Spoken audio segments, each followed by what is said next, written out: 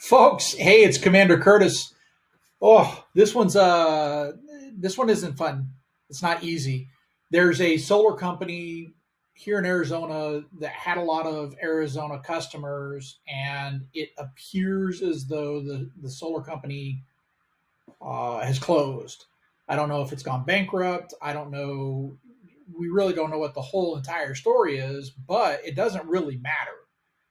There's a solar company, they had customers, they were installing solar equipment on homes, and somewhere in the process stopped operating.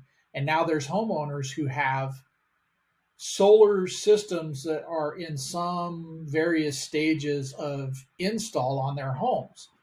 Now, this is a great opportunity to talk about how this really kind of works.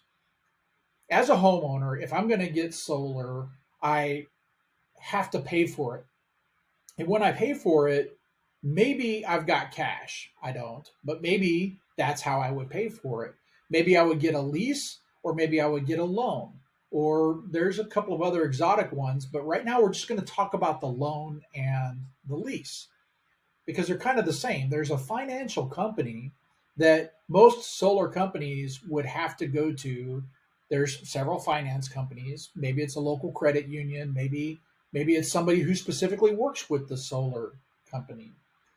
And I, as a homeowner who's getting solar on my home, is going to enter into a agreement with the finance company that they're going to pay the money for the purchase of the equipment, the installation of the equipment, all of that jazz, right?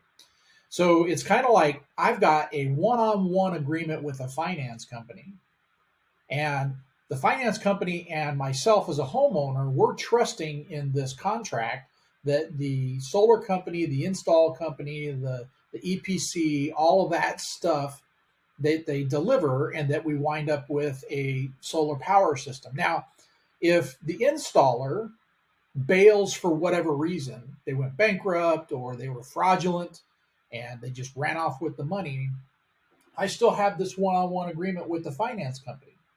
And the finance company kind of got scammed in much of the same way that I got scammed as a homeowner. Well, depending on how close of a relationship the finance is with the solar company, they may be tied a lot closer. They may have their own in house financing, they may have a more like tighter relationship with each other.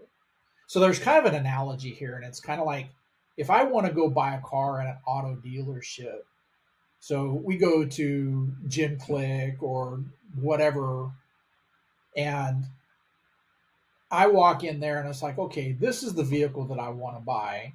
And this transaction is between me and the auto dealership for the purchase of that car.